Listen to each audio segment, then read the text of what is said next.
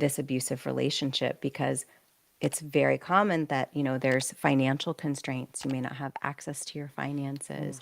There may be issues with food, where you're going to live, with your support system, with your mental health, not even necessarily because you have depression or anxiety, but because your nervous system is responding to the fact that all those factors I just discussed are present. So your basic human needs are not being met.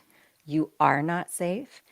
And your nervous system is going to tell you that, because the brain, and especially the really prehistoric part of our brain that we share with other animals, right? Not these big, beautiful frontal lobes that come up with all these amazing things. The really prehistoric part of our brains that's, involved in setting off our fight and flight reflexes. Those part of our brains are going to be sending the signals to say, you're not safe. You're going to feel it maybe in your stomach. You're going to feel a tightness in your chest every time you think about this person, or them coming home, or you having to speak to them.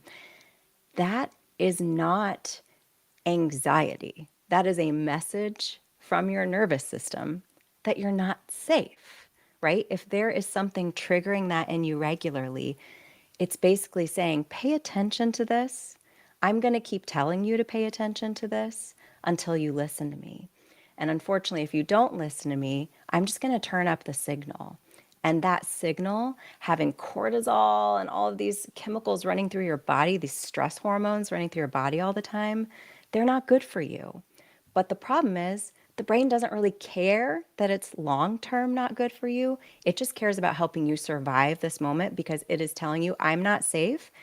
I trump everything else. Get me out of this situation. So until you develop the strength and the plan and make that progress towards your safety, unfortunately, your body is going to keep on doing this. So that's why we talk about, if you're not free, if you don't have freedom of choice, if you're in a relationship that doesn't allow you to be whole in yourself, there's really no way forward. There's no way to grow or be healthy in that situation. This feeling that you mentioned, could we say it's the gut feeling? Yes, yes. For many people, it is that gut feeling. All right, yeah. I think I was watching an interview from Jeff Bezos the other day, and he said, like, I don't exactly remember the precise like phrases and quotes and words he used, but it was something around those lines. Like, I'm surprised how many people don't just listen to their gut feelings. You would be surprised of how many of my decisions are based on my gut feeling. And Yeah. I mean, he must know a thing or two about business and leadership, so I would trust him on that regard. And I mean, if he's doing it and he seems quite successful, in my opinion, in his endeavors, why wouldn't you or us all use it on our day-to-day lives and our relationships and stuff? Just seems Yeah. wise, in my opinion. But I think it comes back a little bit to what we were saying. Like, that's not something that it's taught. It's something that Right. you learn, or hopefully learn through a podcast now. That's amazing. But yeah. Yeah. And through seeing, often women, not always women, also men, but it's really important for young people to see women in their homes being really free to make choices, being really free to disagree and speak up. So when people in my generation work on these mindset shifts, right?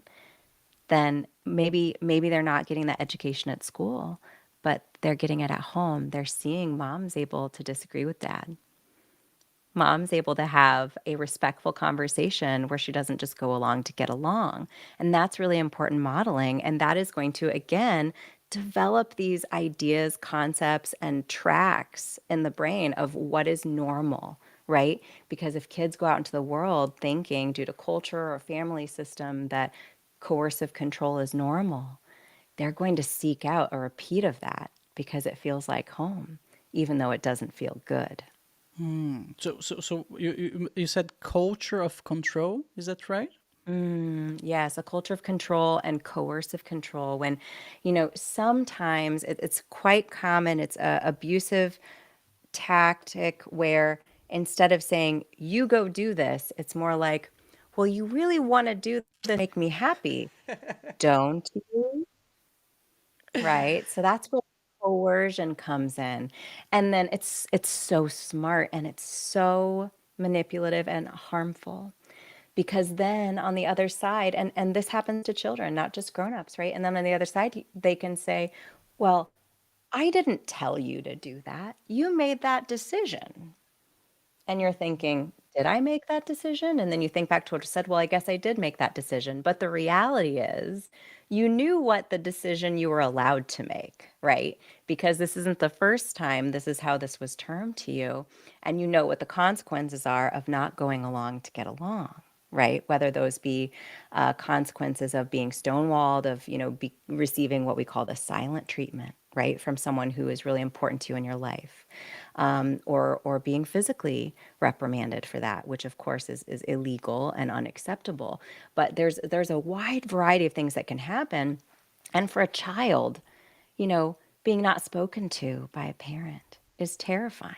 So that can be enough to coerce them into doing all sorts of things because their survival depends on their relationship with their parents, no matter how dysfunctional that relationship may be, their survival depends on it. So it's pretty unusual for a child to even really speak up for themselves until they get to a certain age where they're able to.